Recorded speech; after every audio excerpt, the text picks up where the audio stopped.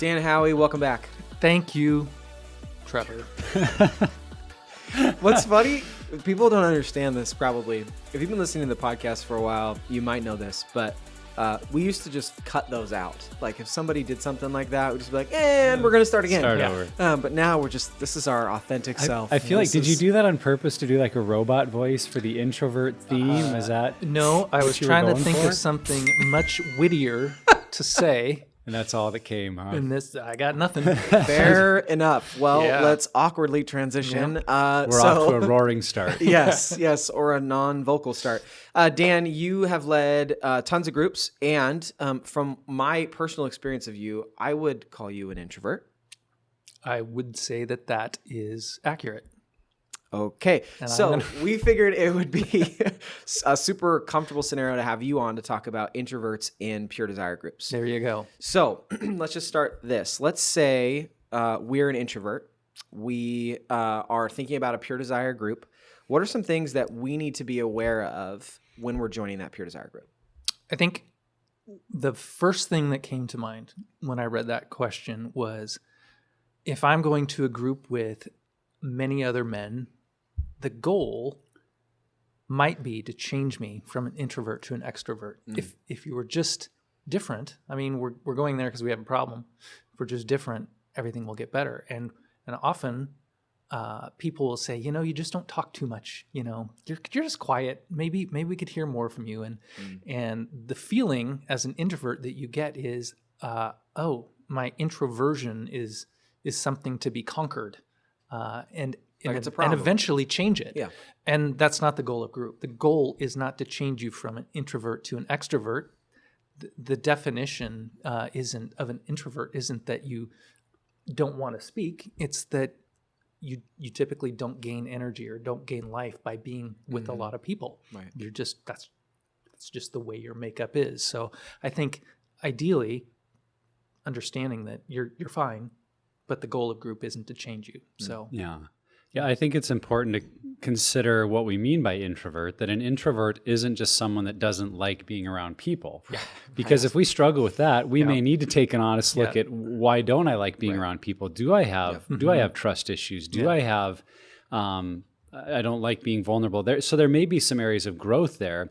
But what you just pointed out, Dan, an introvert is really someone that is fueled or re-energized more by being alone and by solitude, and being around people, particularly the more people, it's draining. And so I think for the introvert joining group, that's what I would say, is just to be aware that your group night might be draining. It might be heavy. I mean, and I think many of us, even who are extroverts, have found that. I mean, I remember when I would go to counseling at the beginning of my journey, and I would just drive home like, I felt like I was beat, like I'd just run a marathon or something, but on an emotional level. And so I think if you're an introvert, especially, to just be aware of that and maybe try to plan accordingly, that the night after group, you're able to just go home and lay low, or maybe the next day is an off day, or whatever you need to kind of find that healthy rhythm. Because if group is going to be kind of a draining experience, like Dan said, that doesn't mean that's wrong or you need to fix that.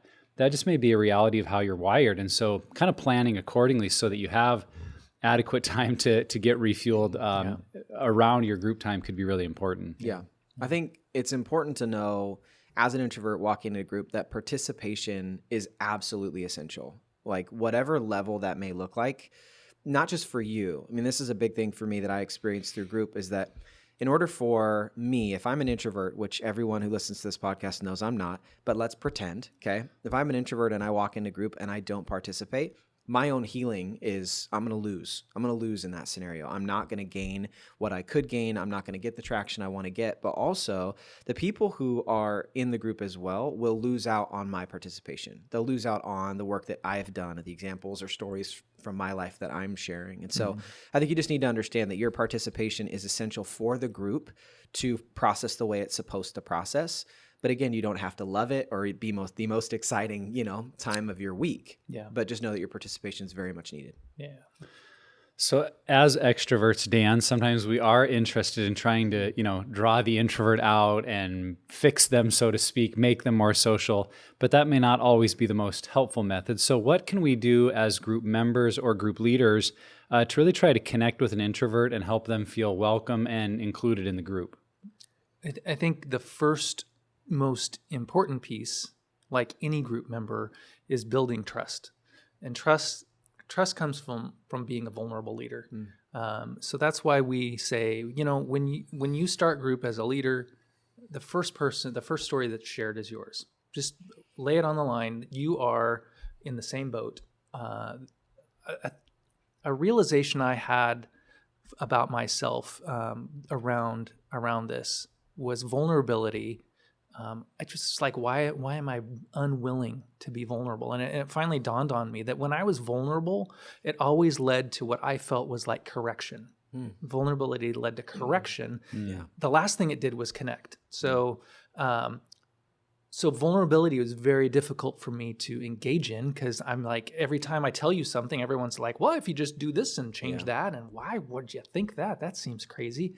I'm just like, well, you know what? I'll just back off. Yeah. This is why I don't share. Right, exactly. You just proved my point. Yeah, so exactly. I will just tell you what you want to hear from here on out.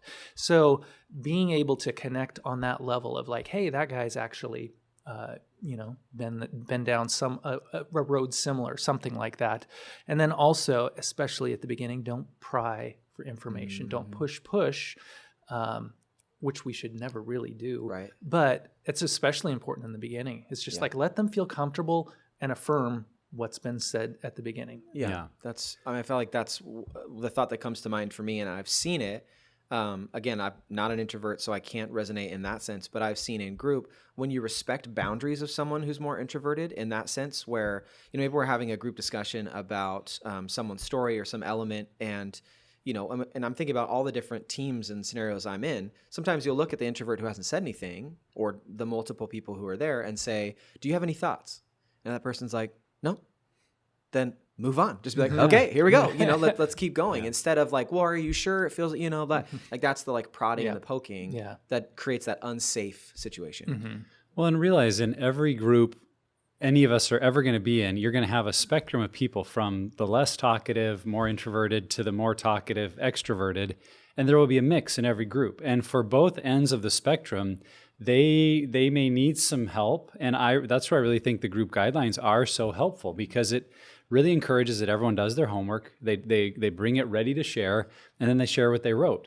And whether you're the introvert or the extrovert, that can be helpful, because as the extroverts, it kind of keeps us on task, like, well, this is what I wrote.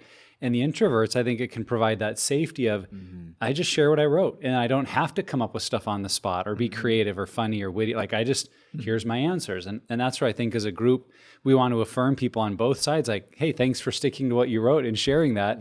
Or for the introvert, thanks for sharing what you wrote, and not feeling like there's got to be more to it, because the group guidelines really encourage us, share what you wrote, so follow them. Yeah. And to not, because I've seen this too, where you can ask permission to ask a question. Like if an introvert is sharing something in group, and you might have a little bit of insight into something instead of advice giving, which is a great way to shut an introvert down, right? As Dan has shared, it could be something where you say, hey, can I ask a question about that? And if they say no, again, it's like, okay, let's move on. But if they say yes, they've given you that open door to then help explore with them. So I think it's not that you can't push or prod or even enter into that space, but just being careful for sure. For sure. So without doing that, right? Without poking, prodding, feeling like you're basically trying to draw out something that maybe isn't there, how do we get introverts to engage and share in the conversation of group? Yeah, you touched on it. Well, we've touched on a bunch of things already. Affirmation, first of all, just affirming, first of all, what they do share. Thanks for sharing. Yeah. I really appreciate that. I see your heart, or whatever. Just affirm what they're doing.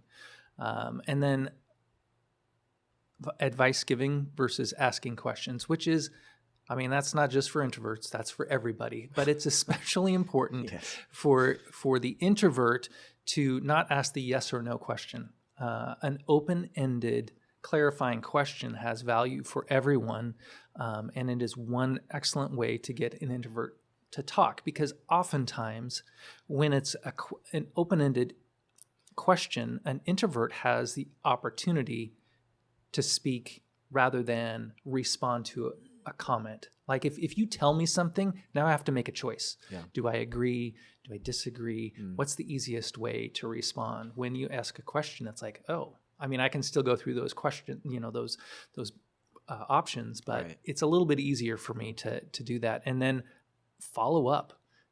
just because you ask a question, there could be more. Yeah. There's always an opportunity to ask a second question. And maybe it's not in that group setting. Yeah. Maybe it's something after group or just one-on-one you have Sure. that conversation, which may be a more comfortable scenario for that introvert. Yeah. Yeah, and I think we can do things like giving people an opportunity to take the floor. Extroverts will tend to jump in. Okay, you're working through the lesson, who had an observation from the reading they want to share, and you got a few people that they'll go. I think as a leader, I've tried to make sure to give other people the floor to say, hey, Kevin, any thoughts on this one? And like you said, Trevor, if they say no, it's like, great.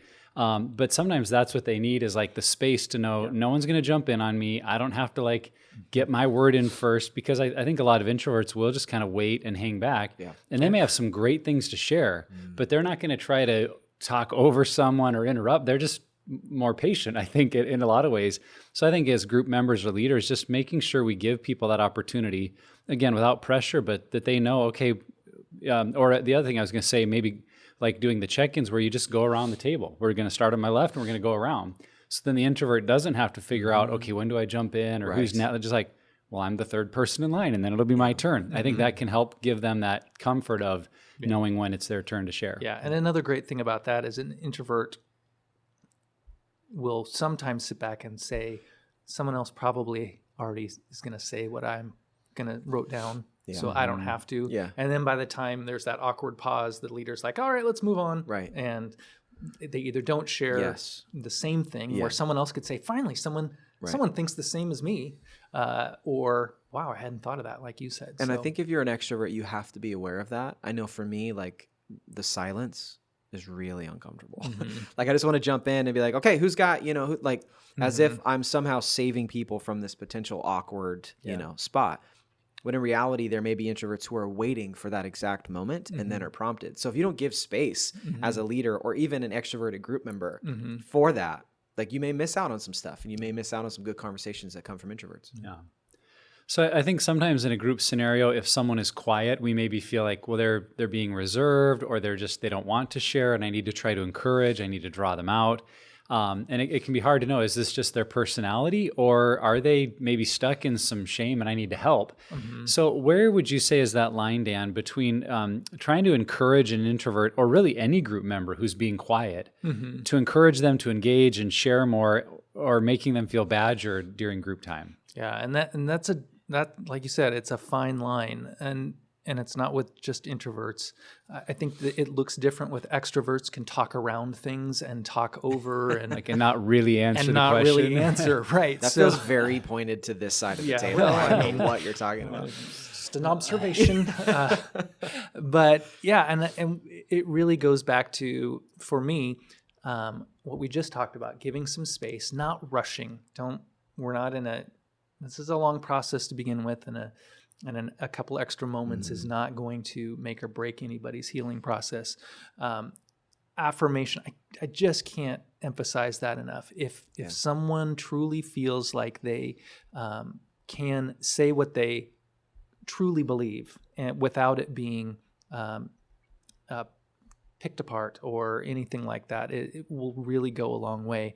But also, don't single that person out. If every week your proverbial Kevin is talk a little bit more about that. Yeah. You want to expound on that? Yeah, right. And why am I the only one that the group leader ever seems to do that Right. to? Yeah, I always have to tell Terry to shut up, but Kevin, I'm just going to keep asking you, So I think the rules, not rules, but the guidelines are for everyone. It's like, treat everybody the same, and don't single someone out. Yeah.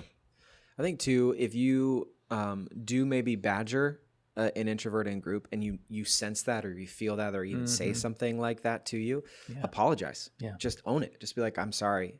And if it's you being uncomfortable in the moment, maybe it's that. Maybe it's you care about them and are seeing connections with their story and want to help them, and you just, we're a little over the top. Apologize for that. But I also think that what's cool is these are real relationships. These are just normal human beings who all have stories of brokenness that you're going together with. And if I want to know how to better communicate with someone, the best way to do that is to ask them.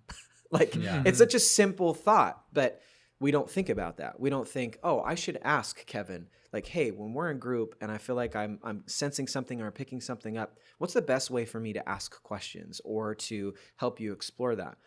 Maybe the response is, you're doing a good job. Maybe the response is, well, when you single me out or you press really hard or you don't respect my boundaries, that doesn't help. That way you get a better sense. And again, these groups are 10 months long. Yeah. Like, you're going to have a long time of meeting weekly with these people. And so also know that over time, you might get a lot more comfortable with each other. And that sort of, that rhythm or that cadence to the relationship or communication, I think will get picked up over time. But it's okay to ask and to figure that out and allow that person to speak into how you can better help me as an introvert. Yeah. I think a private one-on-one conversation can go a long way. Totally. I mean, even if you see someone in group that was very quiet, not just assuming that, well, they were shut down or they're just an introvert, but following up and saying, I noticed in group you didn't share much tonight. I'm just checking, are you okay? And I hope I didn't make you feel pressured, but I did, I wanted you to participate in the group. And you may find out that they've been working a crazy schedule and they were just really, really tired and they didn't have as much energy. It's like, oh, okay. So we want to make sure not to read into situations. And I think that's best done by those one-on-one conversations where, especially for an introvert, they're not worried about everyone else hearing or who else is in the room. It's like, okay, now we can just share a little bit more one-on-one. And so, I think as a leader, especially if that's our group, we need to take some initiative to have those follow-up conversations, because over time, I think that can really benefit the group environment. Yeah. And even if you're not a group leader, you're just another group member, you can also have those conversations. It's okay to do that together. Yeah. So what are some unique challenges then to leading introverts? Because someone who is quiet, who doesn't engage a whole lot, and you feel like you do have, it's almost like pulling teeth to get them to share, that can be challenging. But what are some other scenarios too that might be challenging in leading an introvert? Well, from experience, personal, introverts are sneaky. They are good at turning the conversation back to you. A typical strategy I employ is like, you'll ask a question, I'll be like, oh, that's a great question. What do you think? I really hadn't thought about that. Let me give me a second to think about it. Tell me what you think. And you ask an extrovert something, and they're just And like, they're well, like, let me tell you. Well, And that sounds good to me too. Yeah. So they're good.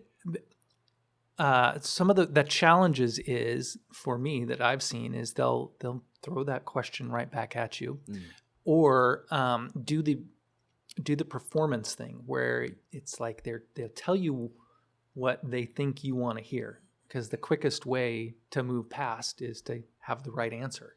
And so, Jesus, we know there's no real right answer other than honesty in these groups. So, if it feels performancy, it probably is. And we certainly don't want to walk into an outside conversation saying, I felt you putting on a performance, but just checking in.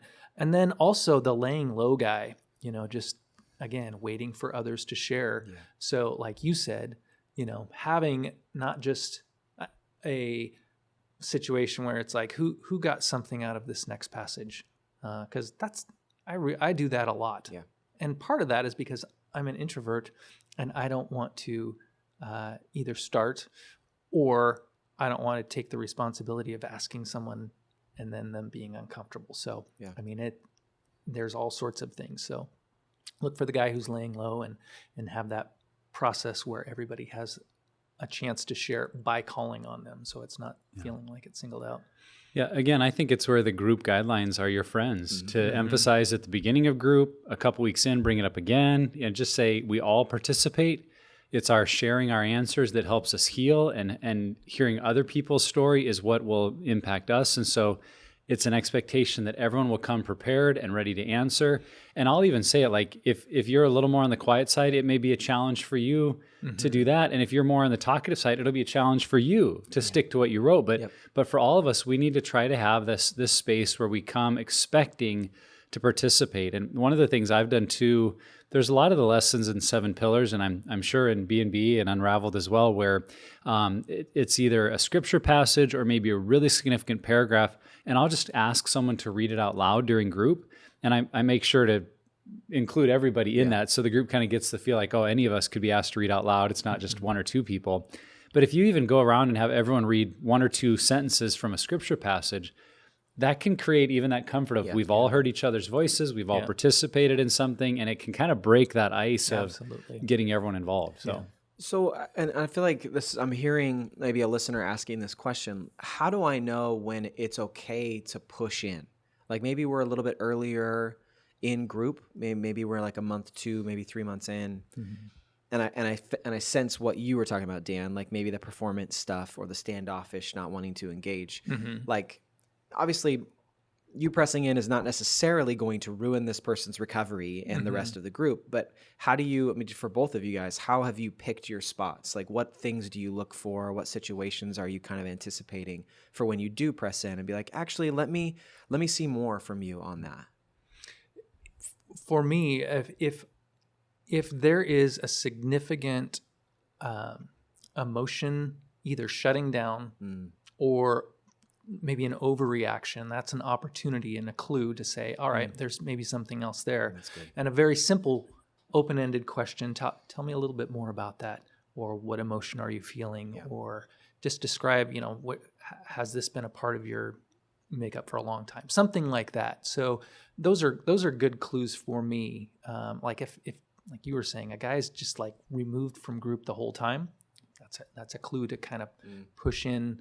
And when we say push in, again, that's really, an opportunity for us to ask a question, not push in. Hey, I've noticed you're really, really quiet. Yeah, exactly. Like, no, don't do that. Well, I think we have to remember that everyone will go through recovery at their own pace. And so sometimes a person is quiet, not even because they're introverted, but just because they're processing, or it's a part of the recovery journey that they're not connecting with as much. And I say to myself and other leaders a lot, trust the process. Trust that if they stay engaged and they're doing the work, there will be parts that are much more meaningful to them or that help them open up. And I think you have to be patient with the journey and let people process it at their own speed and not, want them to go at our speed.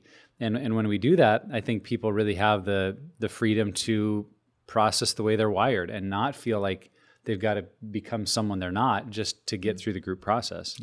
And one other quick note that I've noticed: if someone spends more time talking about someone else than themselves, that's another kind of back end way for at least oftentimes an introvert and probably extroverts as well, is to deflect the emotion that they feel by talking about someone else. So again, if they're talking, my wife's doing this, or my friend or my boss or my coworker, it's like, all right, that's it. They're involved, but this really has something to do with you. So let's bring it back to that. Yeah. So what if I'm in group and I'm the introvert? Maybe many people listening, that's what they're thinking. And I'm thinking especially in a scenario where maybe the group experience is just, it's hard, it's draining. They're finding it a little challenging. What encouragement would you give to them as that introvert about being a full participant in group? Yeah, I think the goal of group, the goal of health, one of them is to be fully known and be fully loved. Yeah. And we can't be fully loved until we're fully known. And we talk about wearing masks in one of the lessons, and this mask that we project something else and cover up our real self.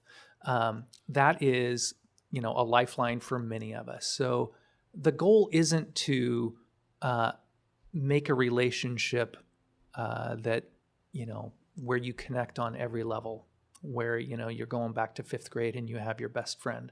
The goal is to become known as an individual, be honest as an individual, and risk that and be able to be fully loved and accepted. So I think the real hope and encouragement is this isn't about making a relationship a best friend relationship. It's about you being vulnerable, and you're not responsible for the other person's liking you, disliking you, connecting with you, or you with them.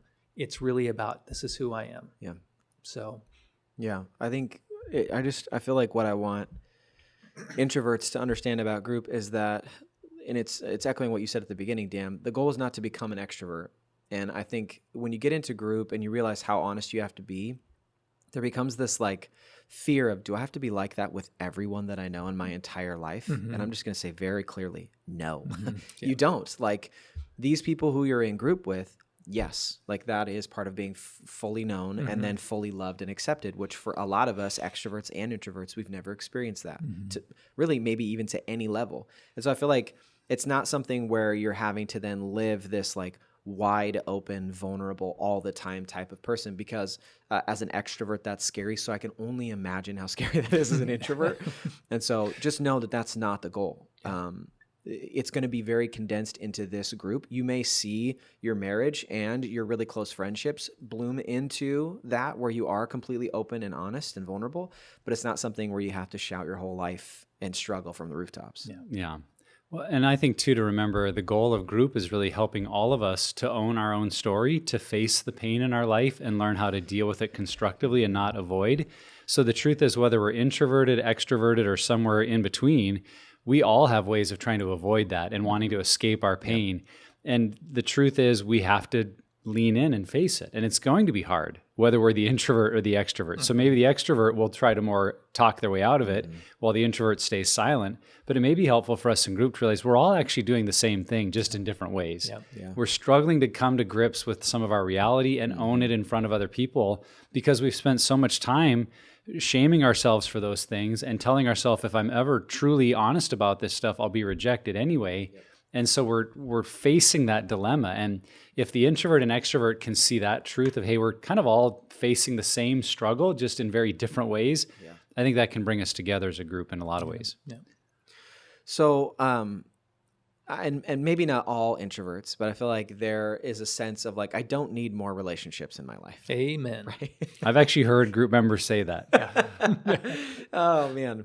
They're being sincere. Very sincere. But a Pure Desire group is completely based on the foundation of relationship and creating more relationships. And so how does an introvert reconcile that I don't need more friends, but I do need this extra community of people that are going to know me at a really scary level? How do those two fit together? Yeah, I think that's a really good question, and I don't think it's a question. It's almost a question or a discussion to be had at the beginning of group, because I think it's a really good point. And we often have our definition of relationship, and it's pretty set. Like people will say, I have to have relationships with my family or my coworkers or whoever it may be. Right. And that's not the only relationship there is in life.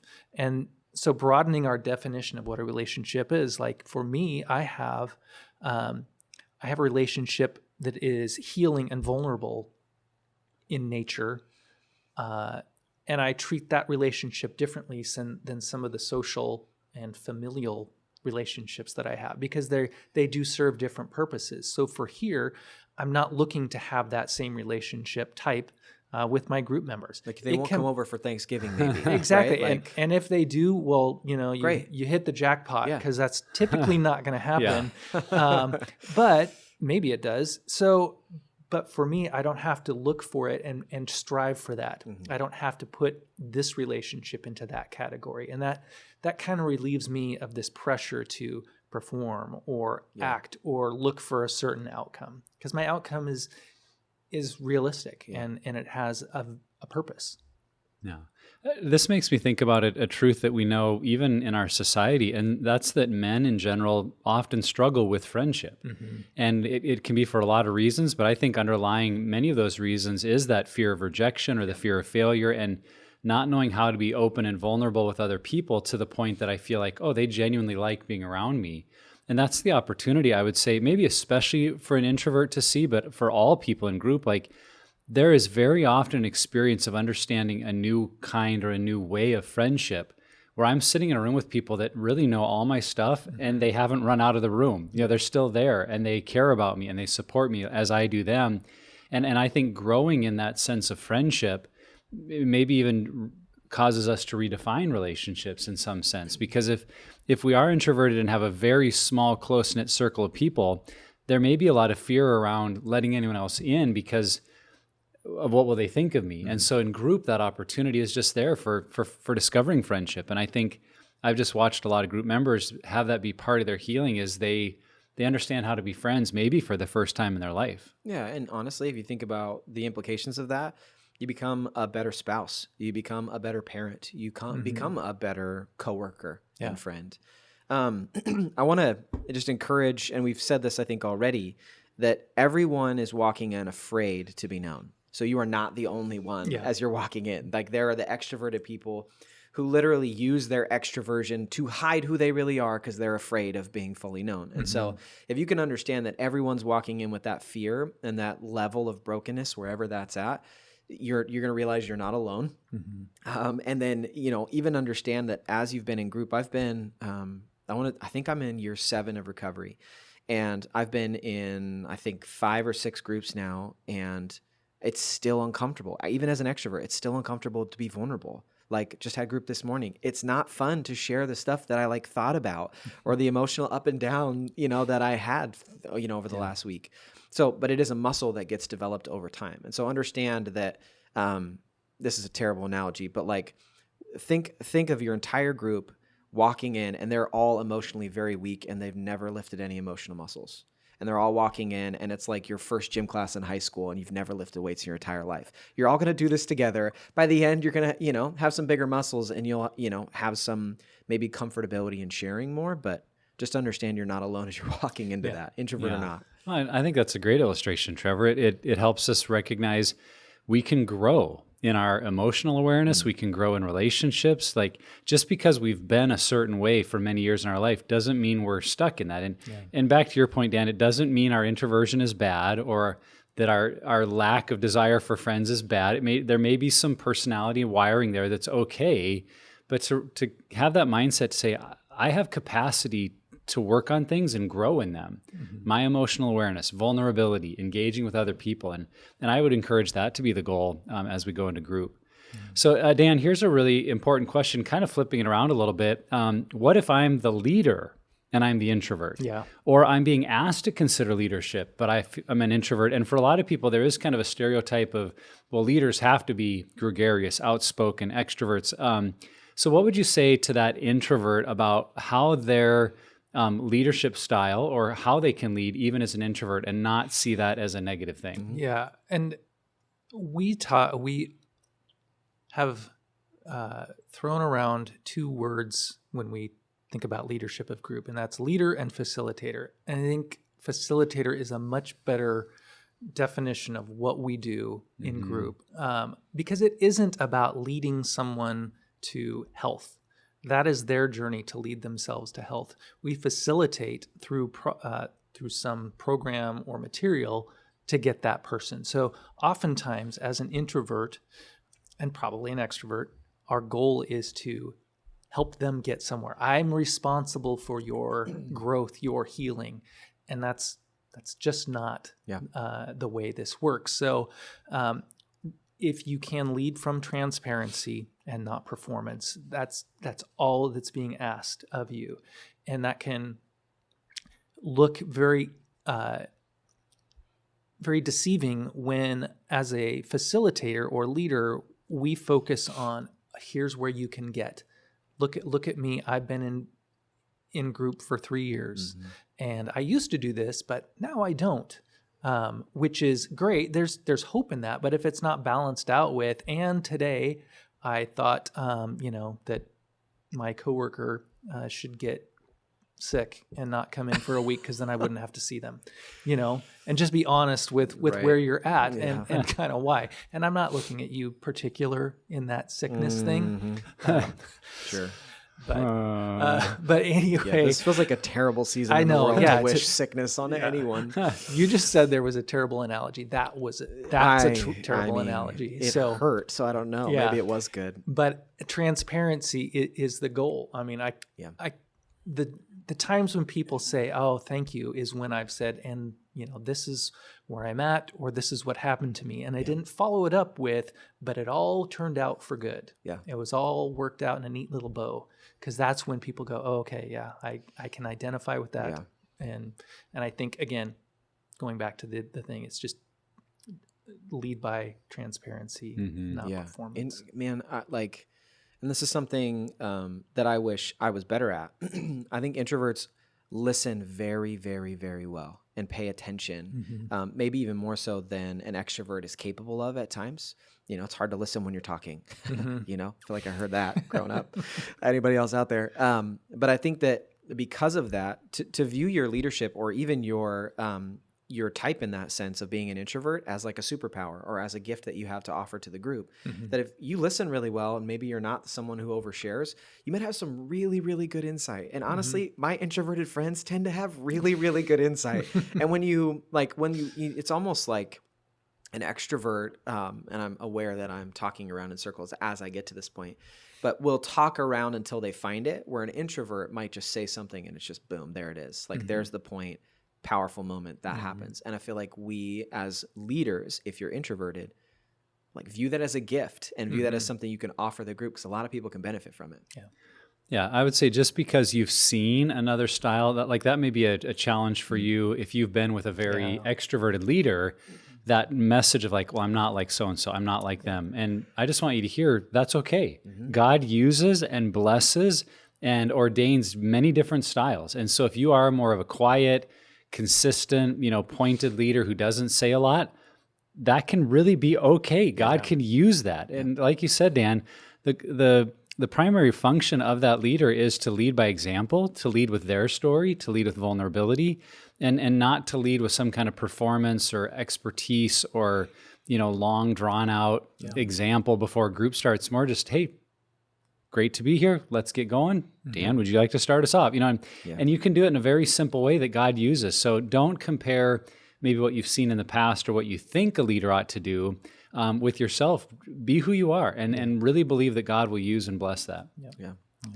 Well, I really do hope that if you are introverted and you're listening to this or you're watching this, that you feel seen and heard, that you do have a place in group, and it is a safe place for you.